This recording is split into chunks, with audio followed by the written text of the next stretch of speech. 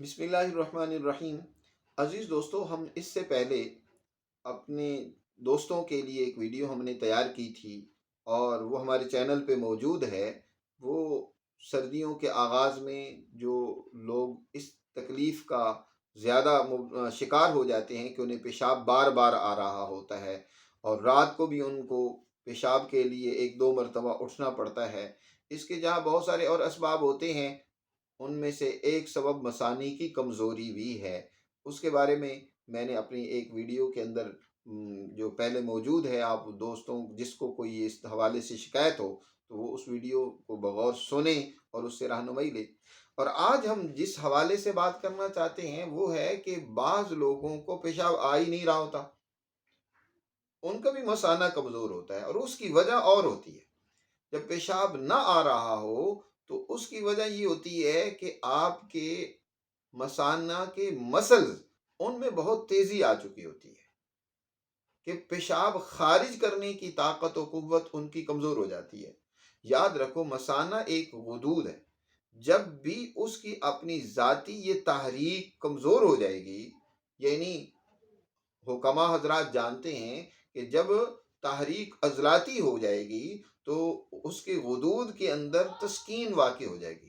غدود میں تسکین واقع ہونے کی وجہ سے پیشاب خارج نہیں ہو پائے گا، پیشاب بند تو رہا ہوگا لیکن اخراج نہیں پائے گا، تو اس کی وجہ سے مشکلات پیدا ہوں گی۔ ظاہر ہے بہت ساری بیماریاں، یہ مثانہ سے خارج ہونے والا پیشاب در حقیقت ہمارے جسم کے وہ فضلات ہیں، زہریلے مادے ہیں جو ہمارے جسم سے نکلتے ہیں اور ان کا بر وقت نکلنا ضروری ہے۔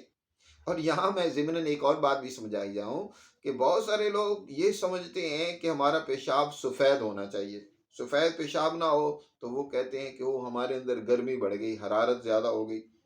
میرے عزیز دوستو، سفید پیشاب ہونا تو آپ کے گردوں کی کمزوری کی بھی نشانی ہے، مثانہ کی کمزوری کی بھی نشانی ہے، اس لیے کہ آپ نے جیسا پانی استعمال کیا ویسے ہی اس نے نکال دیا۔ حالانکہ آپ کے خون سے صفائی ہونی چاہیے، فضلات خارج ہونے چاہیے، اور وہ فضلات جب خارج ہوں گے، زہریلے مادے خارج ہوں گے تو ان کی وجہ سے پیشاب کی رنگت بدل جائے گی۔ ہلکا پیلا پیشاب جو ہے یہ صحت مند ہونے کی نشانی ہے، بالکل سفیدی یہ اچھی بات نہیں ہے، یہ کمزوری کی بات ہوتی ہے۔ تو بعض لوگوں کے ہوتا یہ ہے کہ ان کا پیشاب بر وقت ان کو آتا نہیں یا بند ہو جاتا ہے، اس کی وجہ در حقیقت مثانے کے مسلز کے اندر تیزی ہوتی ہے، اور پیشاب تو بن رہا ہوتا ہے لیکن پیشاب کو خارج کرنے والے جو غدود ہوتے ہیں وہ انتہائی کمزوری کا شکار ہو چکے ہیں، کیونکہ مثانہ بھی آپ کا ایک مرکب عضو ہے، اس میں آپ کے مسلز بھی ہیں، اس میں آپ کے اعصاب بھی موجود ہیں، اس کے اندر غشائے مخاطی اور غدود بھی ہیں جو پیشاب کو خارج کرتے ہیں۔ تو جب آپ کے مثانے کے مسلز میں تیزی آ جاتی ہے تو اس وقت پیشاب خارج نہیں ہو پاتا۔ تو اس کے لیے میرے عزیز دوستو، بہت ہی سادہ اور آسان آپ کو ایک نسخہ آج بتا دیتا ہوں، آپ اس کو استعمال کریں، خود پنساری سے جا کر لے کر اسی سے تیار کروا لیں اور استعمال کریں گے تو انشاءاللہ آپ کو اس تکلیف سے چھٹکارا مل جائے گا۔ نسخہ بتانے سے پہلے آپ سے گزارش ہے کہ آپ ہمارے چینل کو ضرور سبسکرائب کر دیں اور اسی طرح اپنے دوستوں کو بھی ہماری ویڈیو ضرور شیئر کر دیں۔ اچھا، اب آئیں نسخہ بتاتے ہیں کہ آپ نے چند چیزیں لینی ہیں۔